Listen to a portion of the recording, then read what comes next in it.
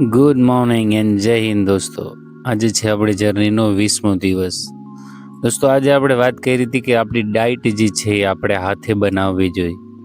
એનું એક બધીથી મેજોરિટી કારણ એ પણ છે દોસ્તો કે જો આપણે આપણું ખાવાનું આપણે હાથે બનાવી તો આપણે એ જાણી શકીએ કે આપણે એમાં કેટલું તેલ નાખ્યું છે, કેટલો મસાલા વાપર્યા છે અને કેટલી ક્વોન્ટિટી વાપરી છે. ખાસ જરૂરી એ છે દોસ્તો, કેમ કે જો આપણે આપણી ડાયટ હાથે મેનેજ કરીએ તો આપણે આ બધું જાણી શકીએ.